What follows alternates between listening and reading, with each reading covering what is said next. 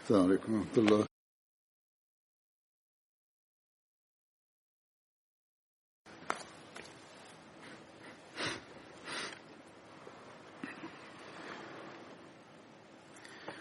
أشهد أن لا إله إلا الله وحده لا شريك له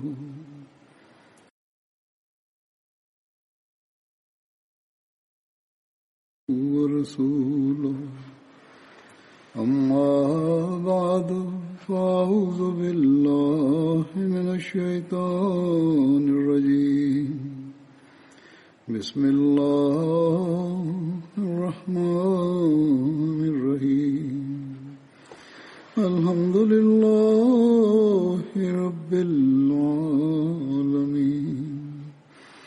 الرحمن الرحيم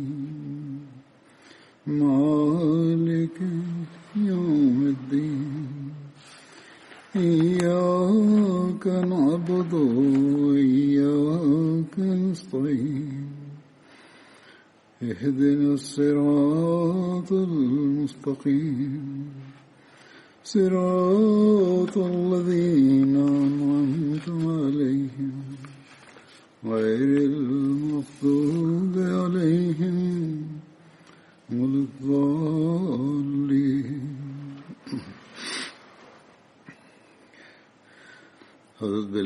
ஹஸரத் பிலால் ரலியல்லாஹு அன்ஹுடைய குறிப்புகள் சென்று கொண்டிருக்கின்றன.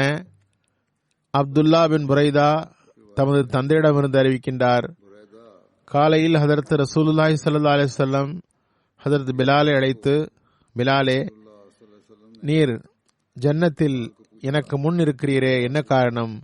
நேற்று மாலை நான் ஜன்னத்தில் நுழைந்த போது நான் உமது காலடி சப்தம் கேட்டேனே என்று கேட்டார்கள்.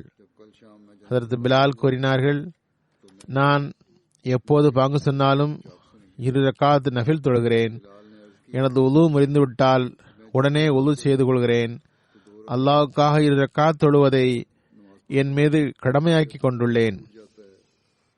ஹதரத் நபி நாயகம் ஸல்லல்லாஹு அலைஹி வஸல்லம் கூறினார்கள், இதுவே அதற்கு காரணம். இன்னொரு அறிவிப்பும் பிரபல்யமானது. ஹதரத் அபூ ஹுரைரா ரலியல்லாஹு தஆலா அன்ஹு அறிவிக்கின்றார்கள், ஹதரத் நபி நாயகம் ஸல்லல்லாஹு அலைஹி வஸல்லம் சுபு தொழுகை நேரத்தில், பிலாலே, இஸ்லாத்தில் எதிர்பார்ப்புக்குரிய அனைவரையுடையும் எதிர்பார்ப்புக்குரிய மிக அதிகமான எதிர்பார்ப்புக்குரிய என்ன நற்செயல் செய்தீர் கூறுங்கள், ஏனென்றால் நான் சொர்க்கத்தில் உங்கள் காலடி சப்தத்தை கேட்டேன் என்று கூறினார்கள். ஹதரத் பிலால் கூறினார், வேறு எந்த பெரிய நற்செயலும் இல்லை. நான் இரவிலோ பகலிலோ ஒலு செய்தால் அந்த ஒலுவுடன் முடிந்த அளவுக்கு தொழுவேன். இது புகாரியின் அறிவிப்பாகும். இதற்கு பொருள், அவர் ஹதரத் நபில் நாயகம் ஸல்லல்லாஹு அலைஹி வஸல்லம் அவர்களை விட மேலே சென்று விட்டார் என்பதன்று. இது தூய்மை மற்றும் மறைவான இபாதத்துகளின் காரணத்தினால் அல்லாஹ் அவருக்கு அந்த தகுதியை வழங்கினான். உலகில் ஹதரத் நபில் நாயகம் ஸல்லல்லாஹு அலைஹி வஸல்லம் அவர்களுடன் இருந்தது போன்று ஜன்னத்திலும் இருந்தார் என்பதாகும். கடந்த அறிவிப்பிலும் ஒரு குறிப்பு வந்தது. ஈதுடைய நாளில் ஹதரத் பிலால் கால்நடைகளை பிடித்து கொண்டு ஹதரத் நபில் நாயகம் ஸல்லல்லாஹு அலைஹி வஸல்லம் அவர்கள் முன்னால் செல்வார்கள் என்று வந்தது. பிறகு கிப்லாவை நோக்கி நிறுத்தி அறுத்தார்கள். ஹதரத் நபில் நாயகம் ஸல்லல்லாஹு அலைஹி வஸல்லம் ஈது தொழுவித்தார்கள். ஹதரத் பிலாலுடைய தகுதி தூய்மையின் காரணத்தினால் ஜன்னத்திலும் அவர் அவ்வாறே நபில் நாயகம் ஸல்லல்லாஹு அலைஹி வஸல்லம் அவர்களுடன் நிலைநிறுத்தப்பட்டிருந்தார்கள். அதனையே ஹதரத் நபில் நாயகம் ஸல்லல்லாஹு அலைஹி வஸல்லம் ஒரு காட்சியில் கண்டார்கள் என்று தெரிகிறது. ஒரு அறிவிப்பில் வருகிறது, ஹதரத் நபில் நாயகம் ஸல்லல்லாஹு அலைஹி வஸல்லம் கூறினார்கள், என்னை இரவில் ஜன்னத்திற்கு எடுத்துச் செல்லப்பட்டது. நான் ஒரு காலடி சப்தம் கேட்டேன். நான் ஜிப்ரையிலே, இந்த காலடி சப்தம் எவ்வாறு வந்தது என்று கேட்டேன். ஜிப்ரையில், அது பிலாலுடையது என்று கூறினார்கள். அபூபக்கர் ரலியல்லாஹு அன்ஹு கூறினார்கள், அந்தோ ஹஜரத் பிலாலுடைய தாயாரின் வயிற்றில் பிறந்திருக்க கூடாதா? அந்தோ பிலாலுடைய தந்தை எனது தந்தையாக இருந்திருக்க கூடாதா? நான் பிலால் போன்று இருந்திருக்கலாம். பிலாலுடைய தகுதி எத்தகையதாக இருந்தது! பிலால் அந்த வேளையில் அற்பராக கருதப்பட்டு காலடியிலிட்டு நசுக்கப்பட்டார். அவரை பார்த்து ஹதரத் அபூபக்கர், நான் பிலாலாக இருந்திருக்க கூடாதா என்று கூறினார்கள். ஹதரத் மிர்சா பஷீர் அஹமது சாப் பத்ர் சஹாபிகளை பற்றி கூறும்போது ஒரு இடத்தில் எழுதியுள்ளார்கள், பிலால் பின் ரபா அவர்கள் உமையா பின் கலஃபுடைய அபிசீனிய அடிமையாக இருந்தார்கள். ஹிஜ்ரத்திற்கு பிறகு அசான் என்ற தொழுகை அழைப்பு தரும் பணி அன்னாரிடம் ஒப்படைக்கப்பட்டிருந்தது. ஹதரத் நபில் நாயகம் ஸல்லல்லாஹு அலைஹி வஸல்லம் அவர்களுக்கு பிறகு அன்னார் அசான் தருவதை விட்டுவிட்டார்கள். ஹதரத் உமர் ரலியல்லாஹு அன்ஹுடைய ஹிலாஃபத் காலத்தில் சிரியா வெற்றி கொள்ளப்பட்டது.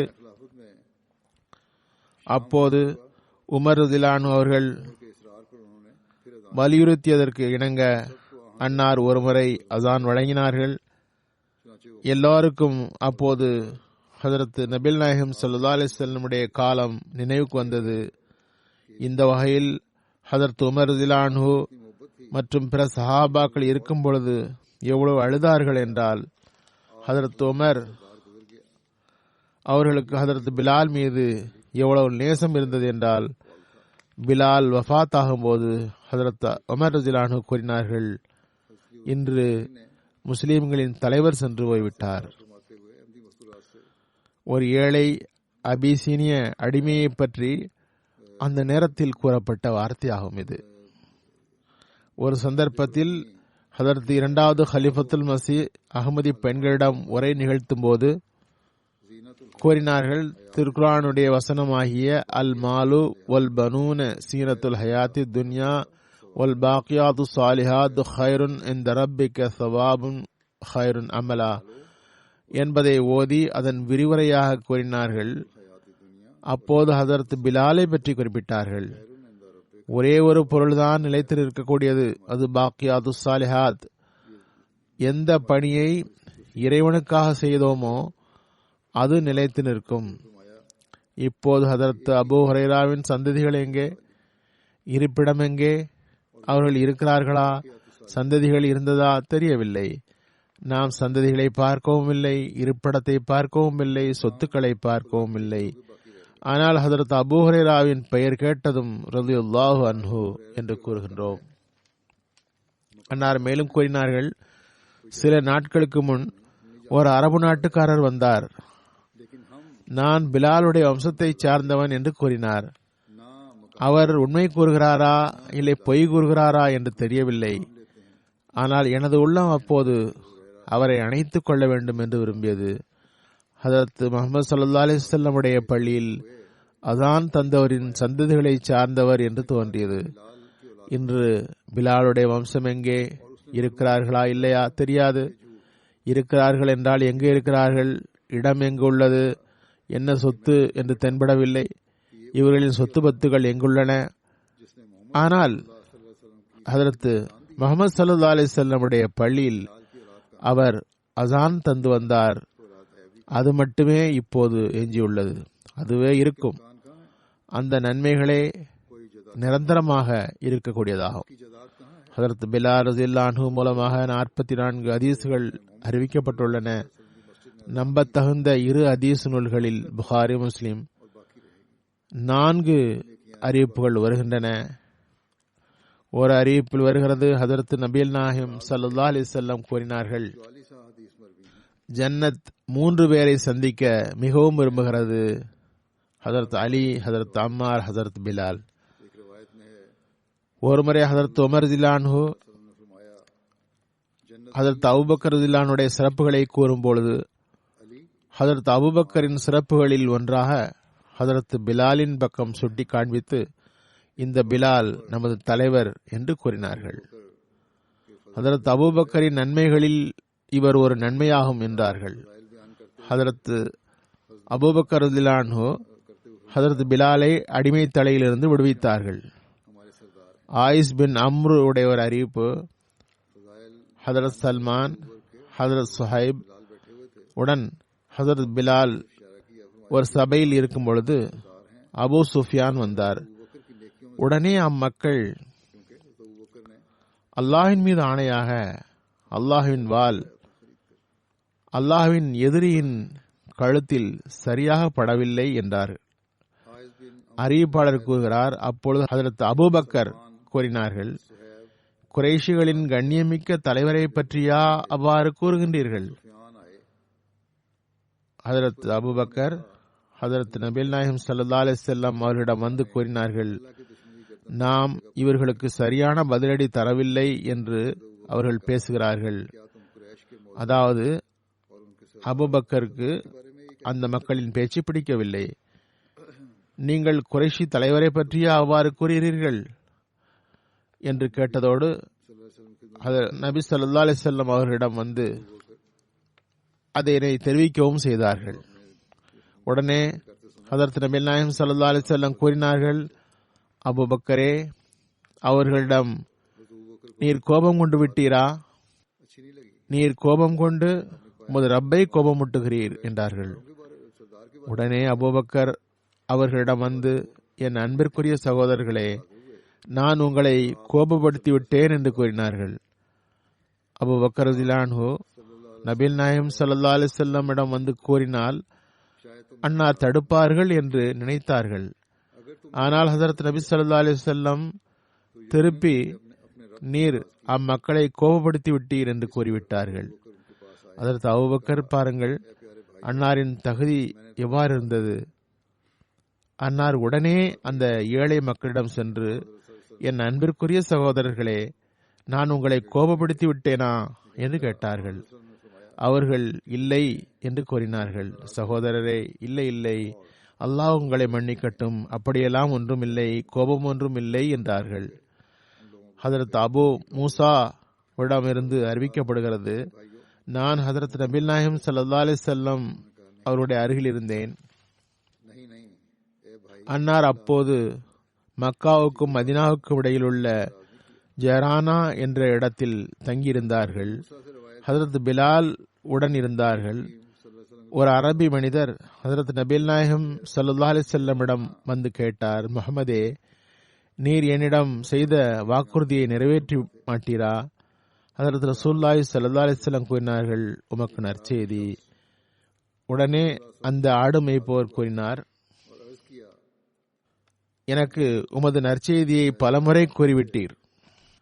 உடனே ரசூலுல்லாஹி ஸல்லல்லாஹு அலைஹி வஸல்லம் அபூ மூசா மற்றும் ஹஜ்ரத் பிலால் பக்கம் கோபம் கொண்டது போன்று திரும்பி கூறினார்கள், இவர் நான் நற்செய்தி கூறும்போது மறுத்துவிட்டார்.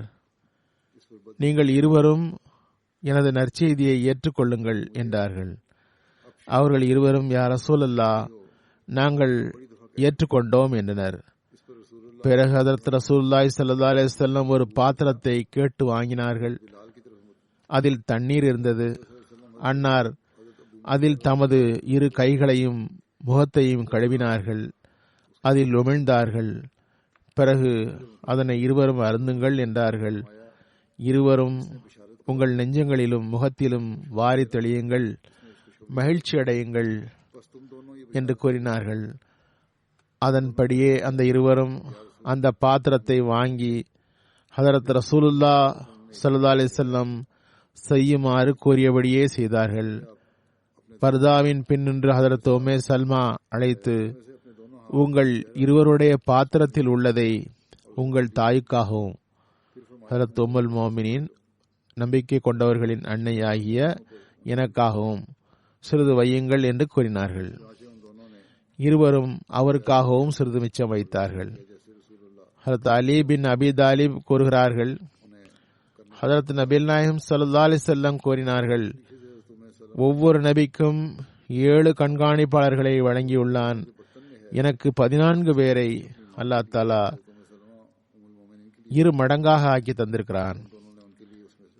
நாங்கள் யார் யாரெல்லாம் என்று கேட்டோம். ஹஜ்ரத் அலி கூறுகிறார்கள்,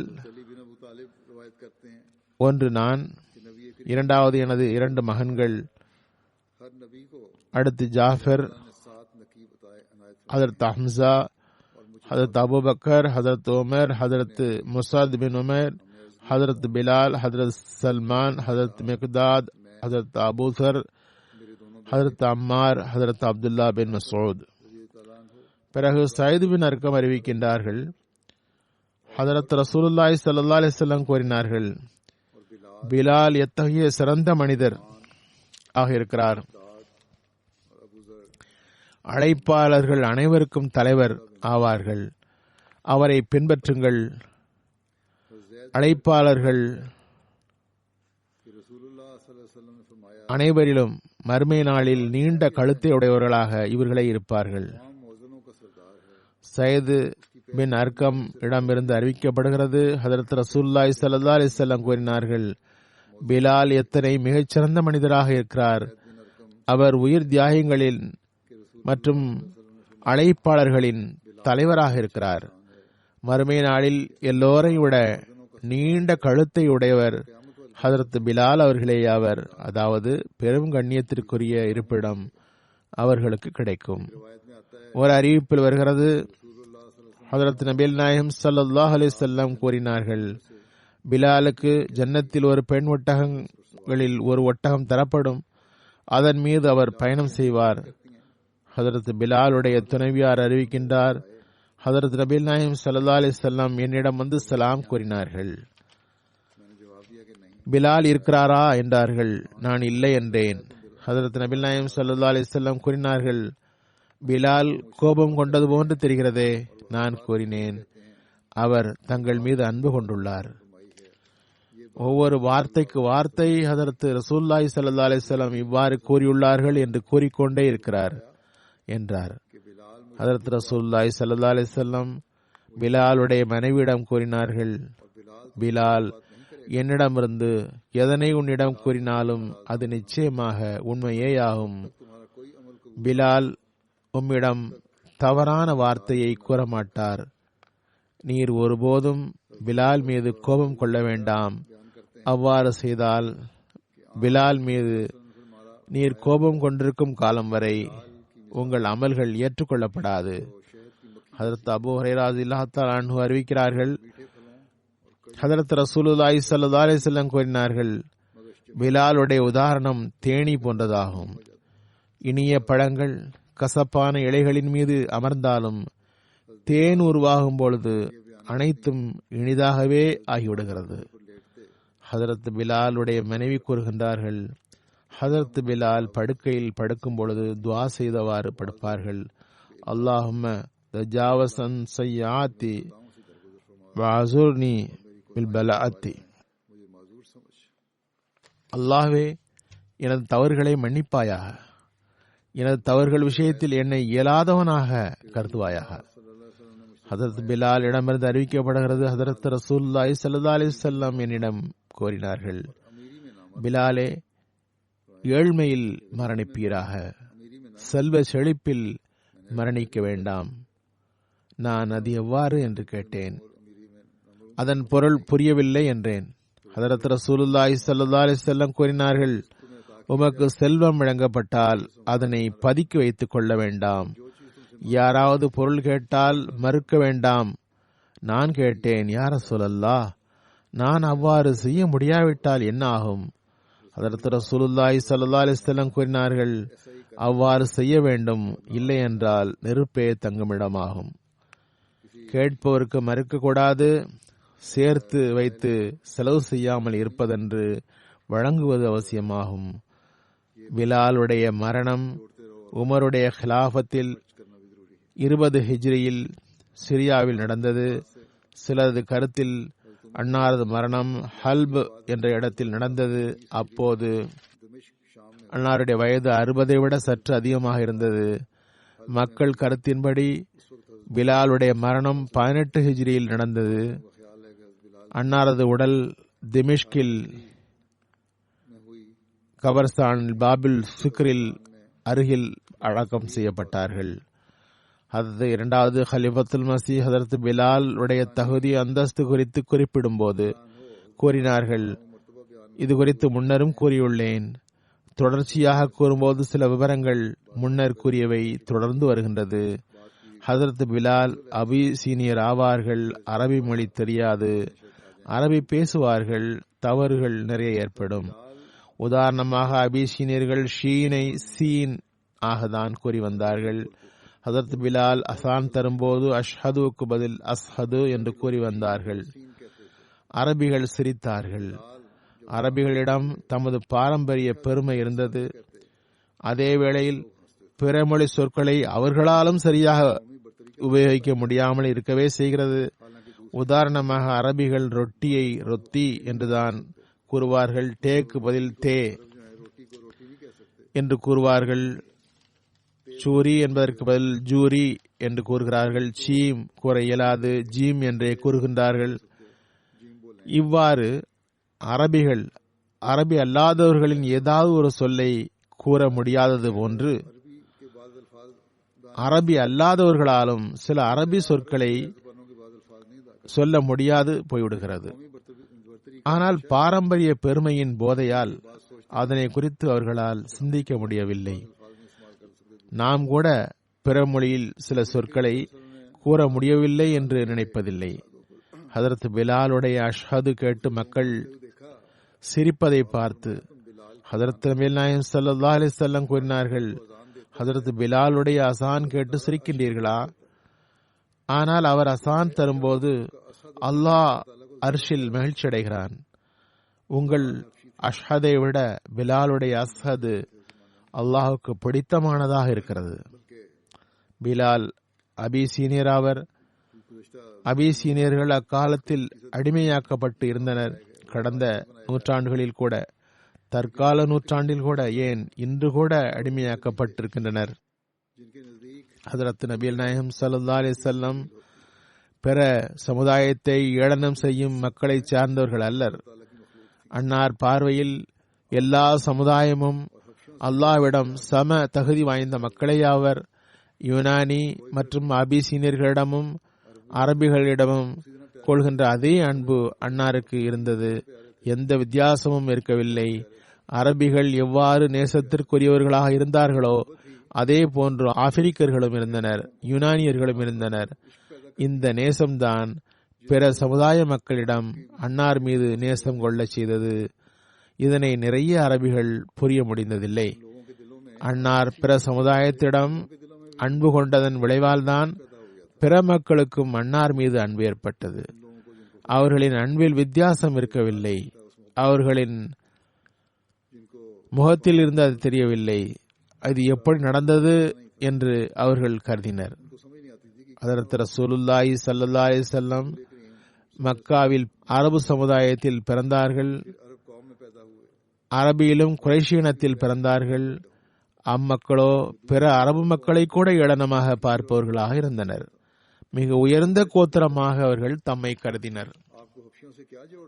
அவர்களுக்கு அபிசீனியர்களுடன் என்ன உறவு இருந்தது? ஹதரத் நபிகள் நாயகம் ஸல்லல்லாஹு அலைஹி வஸல்லம் அவர்களுக்கு பிற சமுதாயத்தின் மீது நேசம் ஏற்பட வேண்டுமென்றால் பனு ஹாசிம் மீது ஏற்பட வேண்டும். அன்னாருக்கு எவர் மீதமாவது நேசம் வர வேண்டும் என்றால் குறைஷிகளின் மீது ஏற்பட வேண்டும், அரபி மக்களிடம் ஏற்பட வேண்டும். அவர்கள்தான் அன்னாரது சொந்த இனமாக இருந்தார்கள். பிற சமுதாயத்தின் மக்களுக்கு அன்னார் மீது எப்படி அன்பு ஏற்பட்டது?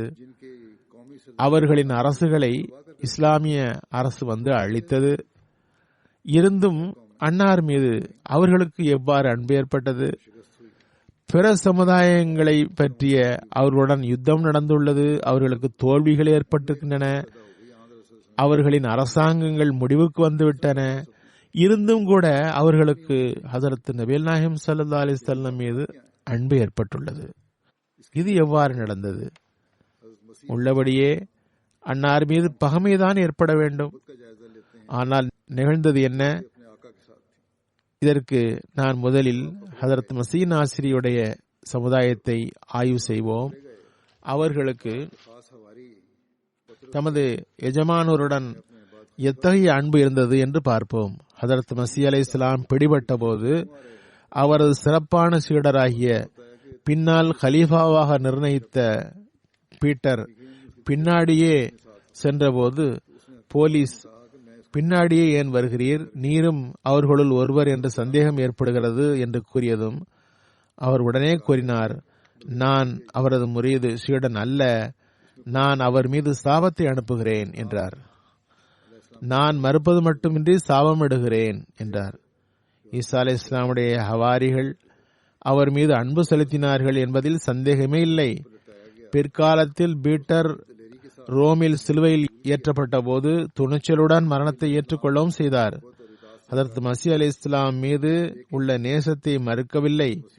ஆனால் ஹதரத் மசீஹ் அலை இஸ்லாமை சிலுவையில் அறையும் பொழுது அவரது ஈமான் உறுதியாக இருக்கவில்லை. ஓரிரண்டு அடிகளில் அவர் பயந்து விட்டார். பிற்காலத்தில் தாமே சிலுவையை தாங்கி ஏற்றும் கொண்டு விட்டார். எவ்வாறு இருப்பினும் மசீஹ் அலை இஸ்லாம் மீது அவரது சமுதாயத்துக்கு இருந்த அன்பின் காட்சியாகும் இது. இதற்கு எதிரில் இங்கே அடிமைகளை கூட பாருங்கள். ஹதரத் ரசூலுல்லாஹி ஸல்லல்லாஹு அலைஹி வஸல்லம் மீது ஈமான் கொண்டு அங்கேயே இருந்தார்கள். ஹதரத் பிலால் ஒரு அபிசீனிய அடிமையாக இருந்தார்கள். அன்னாருக்கு ஹதரத் ரசூலுல்லாஹி ஸல்லல்லாஹு அலைஹி வஸல்லம் மீது அன்பு இருந்தது. நாம் பார்க்கிறோம் பிலால் மீது என்ன தாக்கம் இருந்தது. சிலருக்கு தமது வணங்கு பொருள்கள் மீது வெளிப்படையில் நேசம் இருக்கும். உண்மையில் அந்த அன்பு ஓர் எல்லையில் நின்றுவிடும். ஆனால் நாம் பார்க்க வேண்டியது என்னவென்றால், ஹதரத் நபிகள் நாயகம் ஸல்லல்லாஹு அலைஹி வஸல்லம் அவர்களுக்கு ஹதரத் பிலால் ரலியல்லாஹு அன்ஹு அவர்கள் குறைஷியாக இல்லாத நிலையிலும், இன்னும் சொல்வதாயின் முழு அரபு மக்களும் வெறுக்கக்கூடிய இனத்தை சார்ந்தவராக இருந்தாலும் அவர்கள் மீது ஒரு சாதாரண உடனிருப்பவர் மீது கொள்ள வேண்டிய அன்பா இது? அப்படிப்பட்ட ஒரு அன்பையா வைத்திருந்தார்கள்? அல்லது அது உண்மையான நேசத்தின் வெளிப்பாடாக இருந்ததா? காட்டுகின்ற அன்பா, உண்மையான அன்பா? இதனை ஆய்வு செய்வதற்கு நாம் பிலாலிடம்தான் செல்ல வேண்டும். ஏனென்றால் அவர்தான் சரியாக ஆய்வு செய்ய முடியும். இந்த சம்பவம் நடந்து 1300 ஆண்டுகள் கழிந்து விட்டன. நாம் இதில் என்ன ஆய்வு செய்ய முடியும்?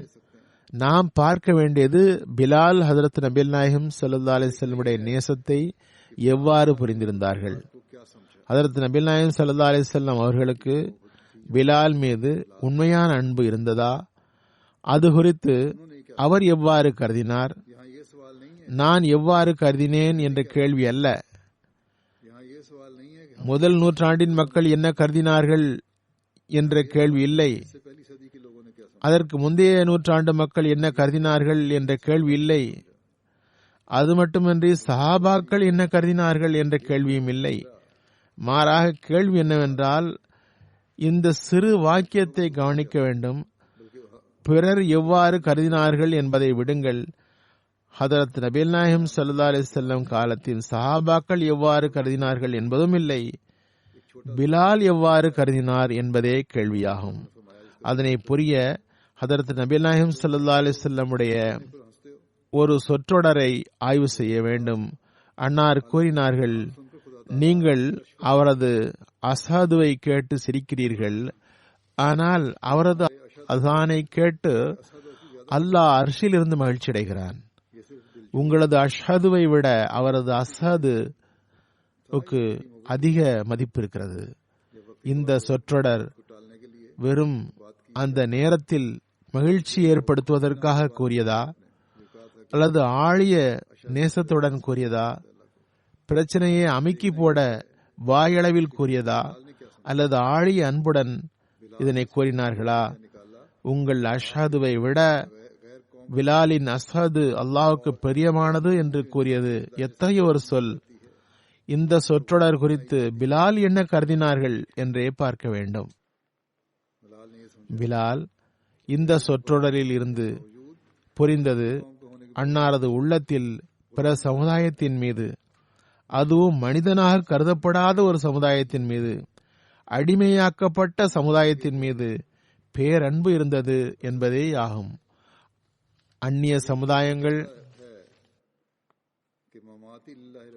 அது இருந்தும், அடிமையாக்கப்படும் சமுதாயமாக இருந்தும் என் மீது நபிகள் நாயகம் ஸல்லல்லாஹு அலைஹி வஸல்லம் பேரன்பு கொண்டிருந்தார்கள் என்று அவர் கருதினார். நாம் இந்த சம்பவத்தில் இருந்து சிறிது பின் செல்வோம். இதே மனிதர் தான் வமமாத்திலில்லாஹி ரப்பில் ஆலமீன் என்று கூறினார்கள். ஹதரத் நபிகள் நாயகம் ஸல்லல்லாஹு அலைஹி வஸல்லம் குறித்து அல்லாஹ் கூறுகின்றான், வ மமாத்தி லில்லாஹி ரப்பில் ஆலமீன், எனது மௌத்தும் கூட அல்லாஹுக்காகவே ஆகும், அவன் ரப்புல் ஆலமீன் ஆவான் என்று கூறுக. ஹதரத் நபிகள் நாயகம் ஸல்லல்லாஹு அலைஹி வஸல்லம் மரணம் அடைந்து விட்டார்கள். புதிய அரசுகள் வந்தன, புதிய மனிதர்கள் வந்தனர், புதிய மாற்றங்கள் ஏற்பட்டன, காலம் கடந்தது, புதிய ஆட்சிகள் வந்தன, நிறைய மாற்றங்கள் ஏற்பட்டன. சஹாபாக்கள் நூற்றுக்கணக்கான மைல்கள் அரபு நாட்டிற்கு வெளியிலே சென்றுவிடவும் செய்தார்கள். அவ்வாறு சென்றவர்களுள் ஹதரத் பிலாலும் ஒருவர் ஆவார்கள். நிறைய மாற்றங்கள் ஹதரத் நபிகள் நாயகம் ஸல்லல்லாஹு அலைஹி வஸல்லமுடைய வஃபாத்திற்கு பிறகு ஏற்பட்டன. பிலால் சிரியாவுக்கு போய்விட்டார்கள், டமாஸ்கஸுக்கு போய் சேர்ந்து விட்டார்கள். ஒரு நாள் சிலர் ஒன்று கூடினார்கள், அதில் பிலாலும் இருந்தார்கள். அவர்கள் கூறினார்கள், ஹதரத் ரசூலுல்லாஹி ஸல்லல்லாஹு அலைஹி வஸல்லம் காலத்தில் பிலால் அசான் கூறி வந்தார், நாம் பிலால் மீண்டும் அசான் தர வேண்டும் என்று விரும்புகிறோம் என்றனர். அவர்கள் பிலாலிடம் கூறினார்கள், ஆனால் பிலால் மறுத்துவிட்டார்கள், என்னால் தர முடியாது என்று கூறினார்கள். நபிகள் நாயகம் ஸல்லல்லாஹு அலைஹி வஸல்லம் அவர்களுக்கு பிறகு நான் அசான் தர முடியாது, ஏனென்றால் நாம் அசான் தர நினைக்கும் போதெல்லாம் ஹதரத் நபிகள் நாயகம் ஸல்லல்லாஹு அலைஹி வஸல்லமுடைய வாழ்த்துக்குரிய காலம் நினைவுக்கு வருகிறது, எனக்கு உணர்ச்சி மேலிடுகிறது. பிறகு அசான் தர முடிவதில்லை, எனது சக்திக்கு அப்பாற்பட்ட விஷயமாக அது இருக்கிறது. உமர் ரலியல்லாஹு அன்ஹு அந்த நாட்களில் டமாஸ்கஸுக்கு வந்திருந்தார்கள். அன்னார் தற்செயலாக அங்கு சுற்றுப்பயணம் வந்திருந்தார்கள். மக்கள் ஹதரத் உமர் ரலியல்லாஹு அன்ஹுவிடம் கூறினார்கள், நாங்கள் பிலாலிடம் அசான் தருமாறு கூறுகின்றோம், நீங்களும் கூறுங்கள் என்று கூறினார்கள். அந்த மக்கள் ஹதரத் ரசூலுல்லாஹி ஸல்லல்லாஹு அலைஹி வஸல்லம் அவர்களை பார்த்திருந்தார்கள். பிலாலுடைய பாங்கு கேட்க எங்களது காதுகள் மிகவும் விரும்புகின்றன என்றார்கள். ஹதரத் ரசூலுல்லாஹி ஸல்லல்லாஹு அலைஹி வஸல்லமுடைய காலம் நினைவில் வருகிறது. எங்கள் கற்பனையில் ஹதரத் பிலாலுடைய பாங்குதான் நினைவில் இருக்கிறது. உள்ளபடியே இப்போது ஒரு முறை பிலாலுடைய அசானை நாங்கள் கேட்க விரும்புகிறோம், அதனால் அக்காலம் எங்களுக்கு மீண்டும் நினைவுக்கு வரும் என்றார்கள். ஹதரத் ரசூலுல்லாஹி ஸல்லல்லாஹு அலைஹி வஸல்லமுடைய காலத்தை நாங்கள் பார்க்கவில்லை என்று கூறுபவர்களும் அதில் இருந்தனர். ஹதரத் ரசூலுல்லாஹி ஸல்லல்லாஹு அலைஹி வஸல்லம் அவர்களுக்கு முன் கூறப்பட்ட அந்த அசானை கேட்க அத்தகைய உள்ளங்கள் விரும்பின. ஹதரத் உமர் பிலாலை அழைத்தார்கள். மக்களின் விருப்பம், நீங்கள் அசான் தாருங்கள் என்று கூறினார்கள். ஹதரத் பிலால் கூறினார்கள், நீங்கள் காலத்தின் ஹலீஃபா, உங்கள் விருப்பத்திற்காக நான் அசான் தருகிறேன், ஆனால் எனது உள்ளம் விரும்பவில்லை என்பதையும் கூறிக்கொள்கிறேன் என்றவாறு ஹதரத் பிலால் எழுந்து உரத்த குரலில் அசான் கூறினார்கள். ஹதரத் ரசூலுல்லாஹி ஸல்லல்லாஹு அலைஹி வஸல்லம் காலத்தில் கூறியது போன்று அசான் கூறினார்கள். ஹதரத் நபிகள் நாயகம் ஸல்லல்லாஹு அலைஹி வஸல்லமுடைய காலத்தை நினைவு கூர்ந்து அன்னாரின் சஹாபாக்கள், அரபு நாட்டின் குடிமக்கள் அந்த அசானை கேட்டு கண்ணீர் சிந்தினர். இன்னும் சிலருக்கு மூக்கு வடிந்தது.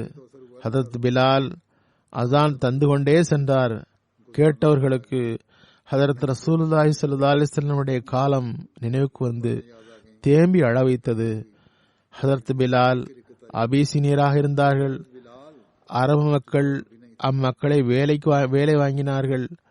அரபுகளுக்கு அம்மக்களுடன் இரத்த உறவு எதுவும் இருந்ததில்லை, சகோதர தொடர்பும் இருந்ததில்லை. அவர்களுடைய உள்ளத்தில் என்ன தாக்கம் ஏற்பட்டது என்பதை பார்க்க வேண்டும். ஹதரத் நபிகள் நாயகம் ஸல்லல்லாஹு அலைஹி வஸல்லமுடைய காலம் அந்த மக்களுக்கு நினைவில் வந்தது. ஒருவர் மற்றவரை பார்த்ததும் தேம்பி அழுதார்கள். ஆனால் அந்த பிலாலோ அரபி அல்ல, அவரோ அடிமையாக இருந்தார்கள். அவரது அசானுக்கு என்ன தாக்கம் ஏற்பட்டது? அவர் அசானை முடித்ததும் மயங்கிவிட்டார்கள். சில நிமிடம் கழித்து வஃபாத் ஆகிவிட்டார்கள்.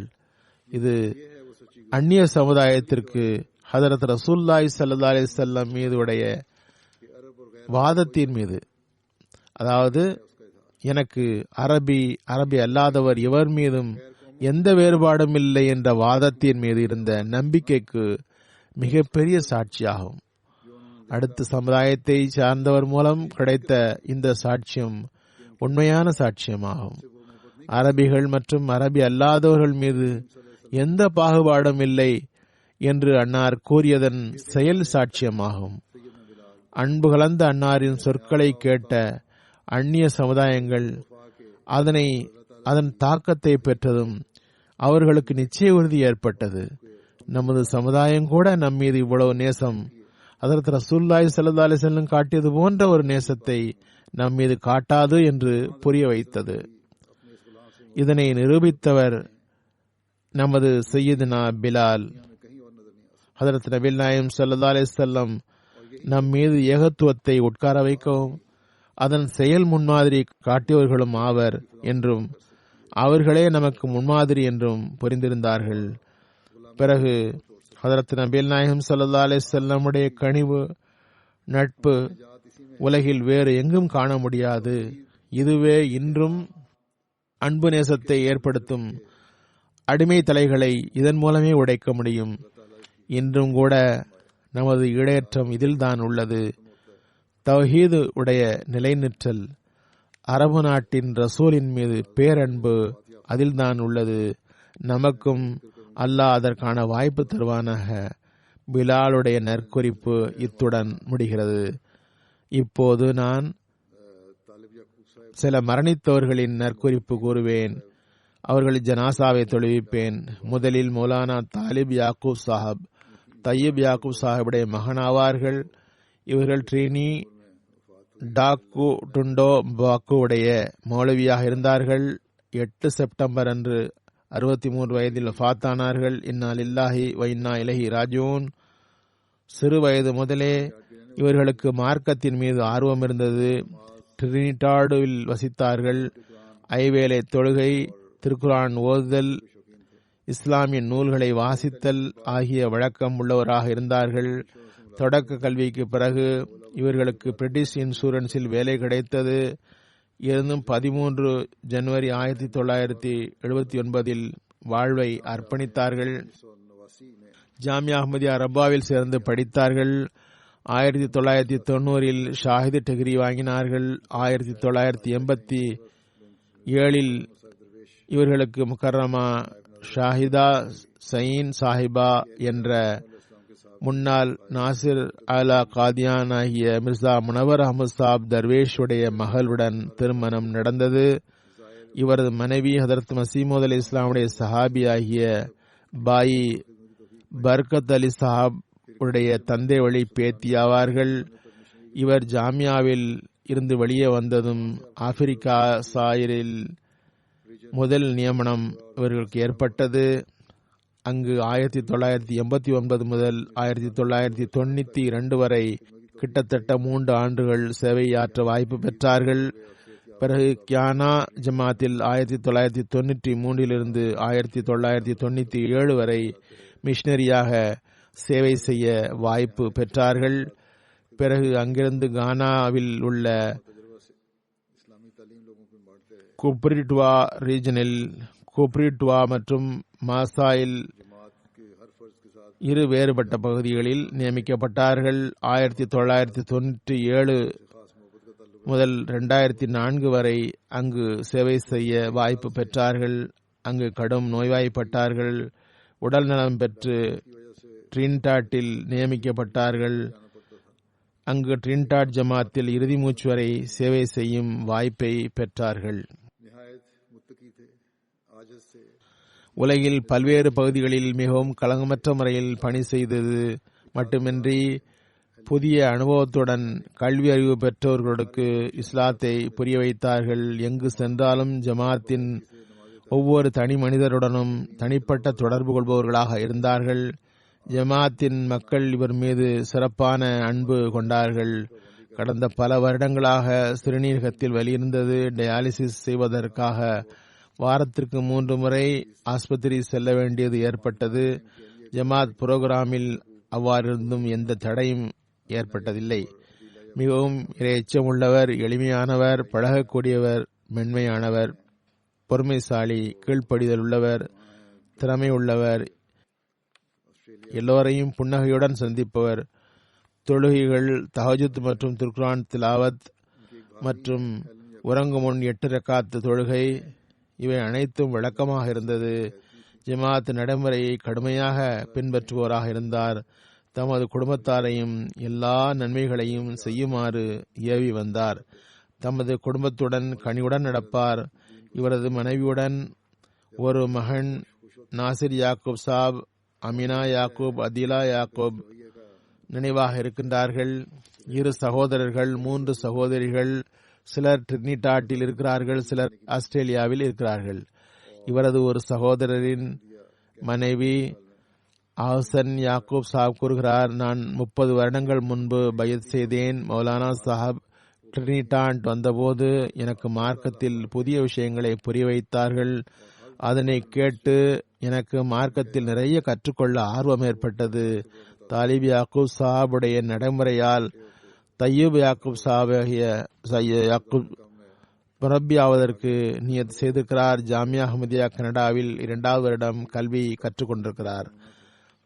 இவர் நோயுற்றிருக்க போது கவனித்த அகமதி டாக்டர் கூறுகின்றார், இவர் மிகவும் நல்லொழுக்கமுள்ளவர். ஒவ்வொரு டாக்டர் மற்றும் நர்ஸு ஆகிய இவருக்கு சிகிச்சை அளித்தவர்கள் அனைவரும் இவரது நல்லொழுக்கத்தின் தாக்கத்தை பெற்றார்கள். நோயாளி ஓரிடத்தில் அமர்ந்திருந்தார். ஆஸ்பத்திரியில் இடப்பற்றாக்குறை இருந்தது. எவராவது வந்தால் தாம் எழுந்து நின்று பிறருக்கு இடமளிப்பார். நோயாளிகளுக்கும் டாக்டர்களுக்கும் மக்களுக்கும் இவர் ஒரு முன்மாதிரியாக இருந்தார். டிரினிடாட் மற்றும் குவாக்கோவுடைய மிஷனரி இன்சார்ஜ் எழுதுகிறார், உண்மையான முறையில் ஒரு முரப்பியுடைய குணநலங்களை பெற்று திகழ்ந்தார். ஹிலாஃபத்துக்கு கட்டுப்படுவதில் எப்போதும் முன்னால் நின்று வந்தார். தமது கண்காணிப்பாளர்களின் ஒவ்வொரு வார்த்தைக்கும் இணங்கி நடப்பார். ஒப்படைக்கப்பட்ட பணிகளை முடிக்க முயற்சி எடுப்பார். அல்லாஹ், அவனது ரசூல் ஹதரத் மசீமது அலி இஸ்லாம் மீது அளவு கடந்த அன்பு கொண்டிருந்தார். திருக்குரான் ஓதுதல், தஹஜ்ஜுத் தொழுதல் உடைய பழக்கம் இருந்தது. காசிப் வடாயிஷ் முரப்பி சில்சிலா கூறுகின்றார், டிரினிடாட்டில் எனது நியமனம் ஏற்பட்ட போது மௌலானா சாஹப் உடைய உடல் நலம் மிகவும் பலகீனமாக இருந்தது. வயதும் அதிகம். 2 வருடம் முன்பு கனடா ஜாமியாவில் இருந்து வெளியே வந்த போது என்னை சந்திக்க மௌலானா சாஹப் 50 நிமிடம் பயணம் செய்து மனைவி குழந்தையுடன் சந்திக்க வந்தார். மிகவும் கனிவுடன் நடந்து கொண்டார். ஒவ்வொரு 2வது 3வது நாட்களிலும் போன் செய்து மெசேஜ் மூலமாகவும் விசாரித்து வந்தார். புதிதாக வந்துள்ளீர்கள், ஏதாவது தேவைகள் இருக்கும் என்றும் எப்போதாவது நல்லுரையும் வழங்கி வந்தார்கள். பெரியவர் சிறியவர் பெரியவர் அனைவரிடமும் அன்புடன் பழகி வந்தார்கள். ஹிலாஃபத்துடன் தொடர்பு வைக்குமாறு போதனை செய்தார்கள். துஆ செய்து வருமாறு போதனை செய்தார்கள். மகளும் இதனையே கூறுகிறார், ஒவ்வொரு பணிக்காகவும் காலத்தின் ஹலிஃபாவிடம் துஆவுக்காக எழுதுமாறு கூறுவார். முனீர் இப்ராஹிம் என்று அஹ்மதி கூறுகிறார், தப்லீகிற்காக ஏதாவது இடத்துக்கு சென்றால் மௌலானா அங்கு வந்து விடுவார். தப்லீகிற்காக சென்றால் நீங்கள் தெற்கே சென்றால் நான் வடக்கே செல்கிறேன். முடிந்தவரை அதிக அளவில் மக்களுக்கு செய்தி சேர வேண்டும் என்று கூறுவார். எப்போதும் புன்னகையுடன் இருப்பார். அவருடன் பணி செய்யும் மற்ற முரப்பிகளும் இருக்கிறார்கள். அவர்கள் இளைஞர்கள். அவர்களும் இதையே கூறுகின்றார்கள். ஜமாத்தின் வளர்ச்சிக்காக தப்லீகிற்காக சிறு பணி செய்தாலும் மிகவும் மகிழ்ச்சி அடைவார். தைரியம் ஊட்டுவார். ஒவ்வொருவரையும் புன்னகையுடன் சந்திப்பார். இதனை எல்லோருமே கூறுகின்றார்கள். சமாதானத்தை விரும்புபவர். நண்பர்களுக்குள் மனத்தாங்கள் ஏற்பட்டால் சமாதானம் செய்வார். அஹ்மதிகள் சகோதரர்களுக்காக பொறுக்க வேண்டும் என்று கூறுவார். நானும் அவரை புன்னகையுடன் கண்டுள்ளேன். ஹிலாஃபத்துடன் அளவு கடந்த பற்று இருந்தது. இவரது பிள்ளைகளும் இதனையே கூறுகின்றார்கள். எங்களிடம் ஹிலாஃபத்துடன் தொடர்பு வையுங்கள் என்றே கூறி வந்ததாக கூறுகின்றார்கள். கடிதம் எழுதுங்கள் என்பார். புதிய அஹ்மதி நாராயிஷ் சாஹப் கூறுகிறார், பல்வேறு அஹ்மதி அல்லாத பள்ளிகளில் சென்று இஸ்லாம் பற்றி அறிய முயன்றேன். மௌலானா தாலிப் சாஹிபுடைய சந்தித்ததும் ஆதாரங்களை கேட்கும் முன்னரே எனது உள்ளத்தில் பெரிய தாக்கம் ஏற்பட்டது என்கிறார். பிறகு இதனால் அவர் பையத்தும் செய்துவிட்டார். எவ்வாறு இருப்பினும் தாலிப் சாப் தமது வக்ஃபை மிகவும் அர்ப்பணிப்புடன் நிறைவேற்றினார். எந்த சமாளிப்புகளும் இருந்ததில்லை. எங்கு நியமித்தாலும் பணி செய்ய வேண்டும். பாகிஸ்தானில் போஸ்டிங் செய்யப்பட்டாலும் நாட்டுக்கு திரும்பக்கூடாது என்று கூறினார். அதற்கும் தயாராக இருக்கிறேன் என்றார். அந்த அடிப்படையில் பாகிஸ்தானில் இருக்கும்போது பஞ்சாபி கற்க முயற்சியும் செய்தார். இங்கு நியமித்தால் பஞ்சாபி மக்களை சந்திக்க வேண்டி வரும் என்று கருதினார். பஞ்சாபி கற்று வந்தார். அல்லாஹ் அவருக்கு மன்னிப்பும் கருணையும் வழங்குவானாக. இவரது தகுதியை உயர்த்துவானாக. இவரது மனைவி மக்களுக்கு பாதுகாப்பு வழங்குவானாக. இவரது நன்மைகளை தொடர வாய்ப்பு தருவானாக. இரண்டாவது ஜனாசா இன்ஜினியர் இஃப்திகார் அலி சாஹாப் உடையது. முன்னாள் வக்கீலுல் மால் சாலிஸ் ஆவார்கள். தரீகே ஜதீத் நாயிப் சதுராகவும் இருந்தார்கள். இவருக்கு அல்லாஹ் நீண்ட வயதை வழங்கி இருந்தான். 3 ஜூன் அன்று 99 வயதில் ஃபாத்தாகிவிட்டார்கள். இன்னா லில்லாஹி வ இன்னா இலைஹி ராஜிஊன். இஃப்திகார் அலி சாஹாப் உடைய தந்தையின் பெயர் மும்தாஜ் அலி குரைஷி சாஹாப்.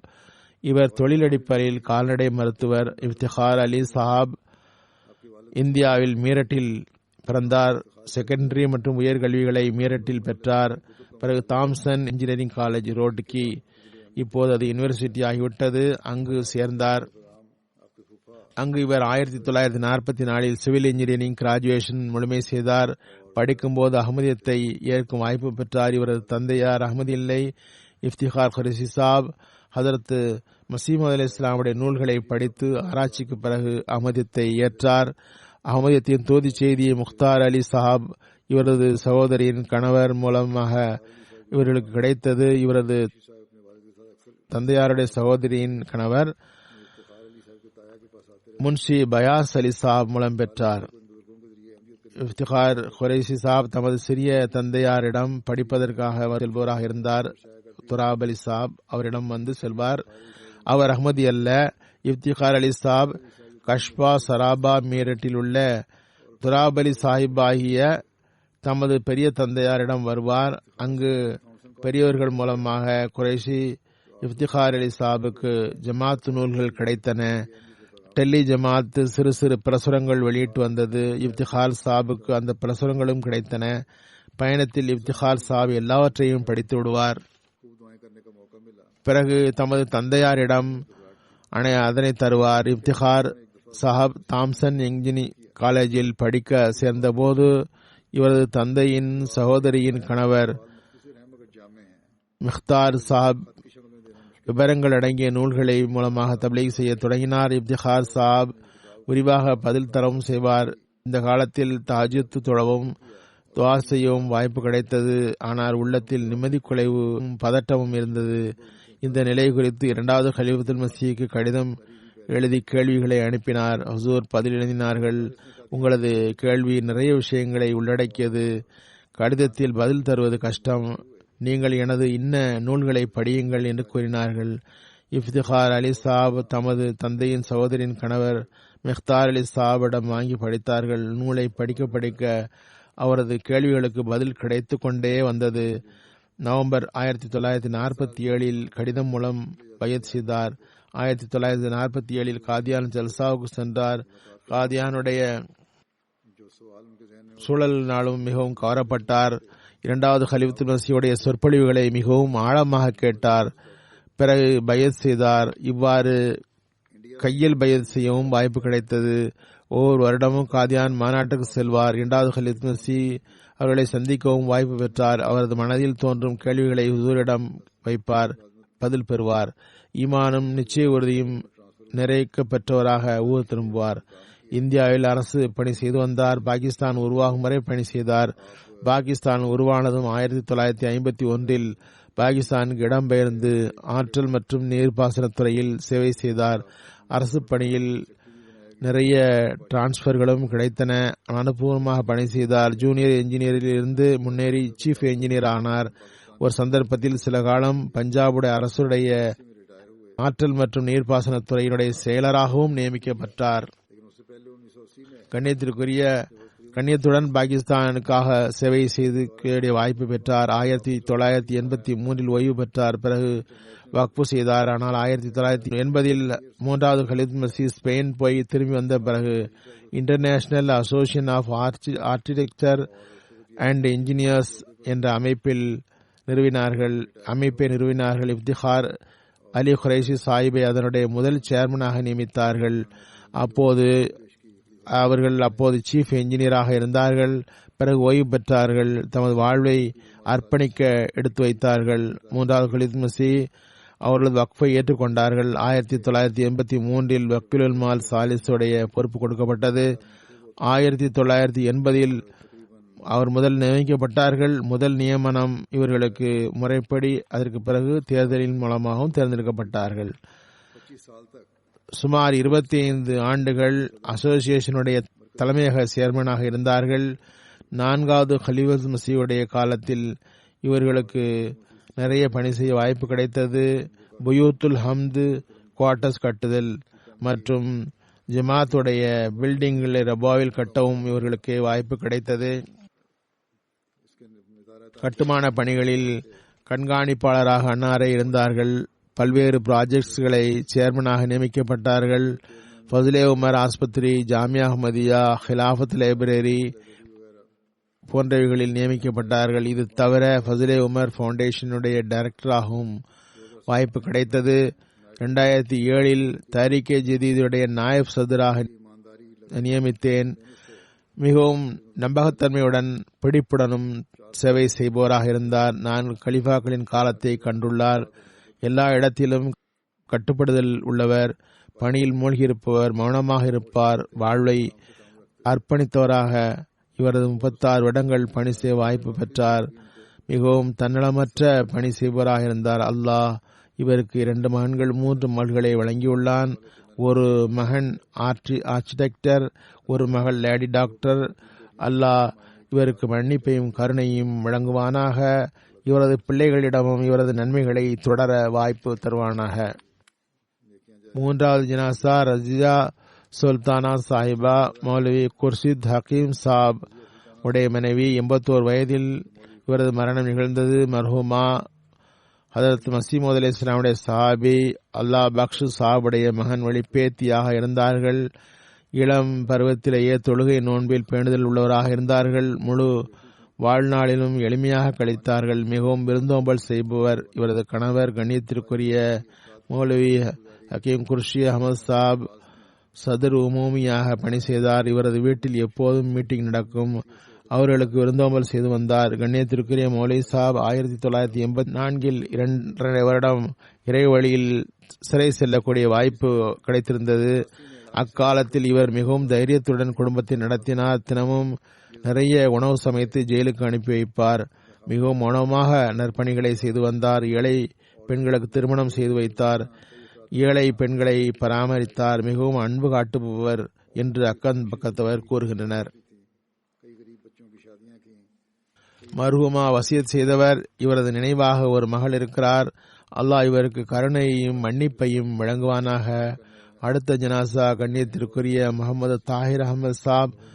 இவர் நாயிப் சதர் பைத்துல் மால் காதியானாக இருந்த கண்ணியத்திற்குரிய மன்சூர் அகமது சாபுடைய மகன். இவருக்கு கல்லீரல் புற்றுநோய் காரணமாக 28 மே அன்று மரணமடைந்தார்கள். நூர் ஹாஸ்பிட்டல் காதியானில் மரணம் அடைந்தார்கள். இன்னா லில்லாஹி வ இன்னா இலைஹி ராஜிஊன். ஹைதராபாத் சார்ந்தவர்கள். ஜாமியா அஹ்மதியா காதியானில் இருந்து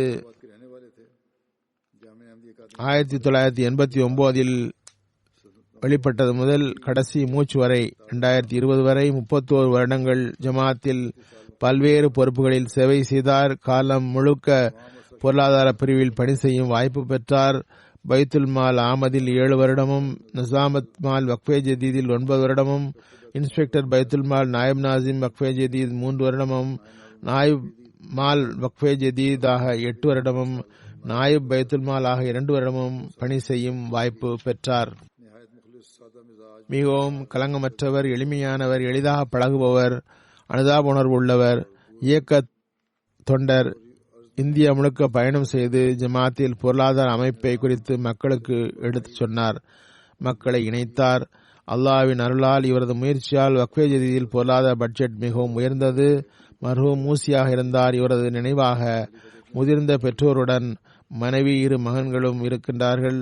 மர்ஹூம் அவர்கள் காதியான் கலாபோருடைய தலைவராகிய மௌலானா முகமது கரீம் சாப் ஷாயிதுடைய மூத்த மருமகனும் நாசிர் அல்லா காதியான் ஆகிய இனாம் கௌரி சாஹுடைய மாமா மகனும் ஆவார்கள். இவரது ஒரு சகோதரர் காதியானில் மரபி சில்சிலா. அல்லாஹ் இவருக்கு மன்னிப்பும் கருணையும் வழங்குவானாக. இவரது பிள்ளைகளை பாதுகாப்பானாக. அடுத்த ஜனாசா வக்கீல் அகமது சாப் என்ற கானா இன்டர்நேஷனல் ஜாமியாவுடைய ஆசிரியராகிய மிர்சா கலீல் அகமது சாவுடைய மகன். இந்த இளைஞர் வக்கீல் அகமது பாகிஸ்தான் சென்றிருந்தார். அங்கு அவருக்கு 7 செக் டியூமர் இருந்தது. பல கஷ்டங்களுக்கு பிறகு 13 வயதில் நியதியால் மரணமடைந்தார். இன்னா லில்லாஹி வ இன்னா இலைஹி ராஜிஊன். சிறு வயது முதலே ஜமாத்துடன் தொழுவதில் ஆர்வம். தம்மை விட வயதில் குறைந்த சிறுவர்களை கவனித்துக் கொள்வார். மிகவும் நல்ல பையன், கட்டுப்பாடுகள் உள்ளவர். கானாவில் ஹிப்ஸ் மதரசாவில் 6வது ஜுஸ் வரை ஹிப்ஸ் செய்யும் வாய்ப்பு பெற்றிருந்தார். இவரது நினைவாக பெற்றோர் 2 சகோதரிகள் அதுலியா சக்கீலா இருக்கிறார்கள். இருவரும் வாழ்வை அர்ப்பணித்த குழந்தைகள். தந்தையார் மிர்சா கலீல் அஹமது சாப் பேக் கானா ஜாமியாவுடைய ஆசிரியராக பணியாற்றும் வாய்ப்பு பெற்றார். இன்னொரு ஆசிரியர் நசீர் அகமது சாப் கானாவிலிருந்து எழுதுகிறார். அக்கீல் அகமது மிகவும் அன்பிற்குரிய பையன், மன மகிழ்ச்சி தரும் நல்ல இயல்பு கொண்டவன். அவனது புன்னகை பூத்த முகம் இப்பொழுதும் நினைவில் இருக்கிறது.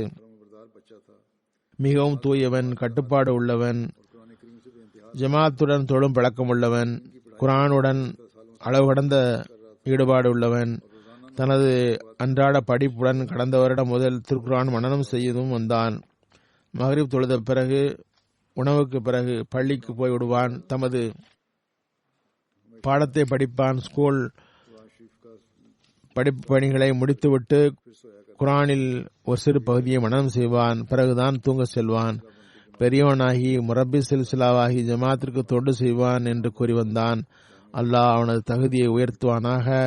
தாய் தந்தையர் சகோதரிகளுக்கு இந்த துக்கத்தை தாங்கிக் கொள்ள சக்தி வழங்குவானாக. தற்போது ஹாசிர் ஜனாசா கொண்டுவரப்படுவதில்லை.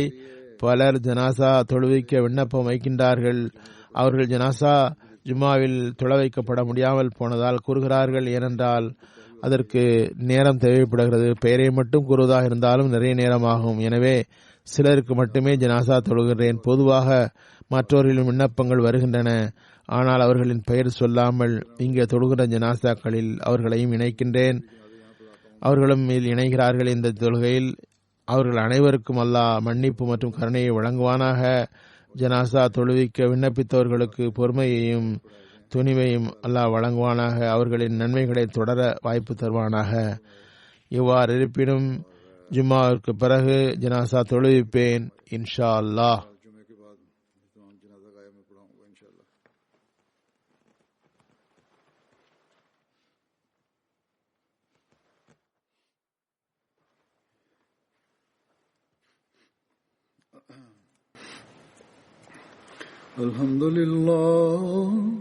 الحمد لله نحمده ونستعينه ونستغفره ونؤمن به ونتوكل عليه ونعوذ بالله من شرور أنفسنا ومن سيئات أعمالنا من يهده الله فلا مضل له ومن يضلل فلا هادي له ونشهد أن لا إله إلا الله ونشهد أن محمدا عبده ورسوله عباد الله رحمكم الله إن الله يأمر بالعدل والإحسان وإيتاء ذي القربى وينهى عن الفحشاء والمنكر والبغي يعظكم لعلكم تذكرون اذكروا الله يذكركم وادعوه يستجب لكم ولذكر الله أكبر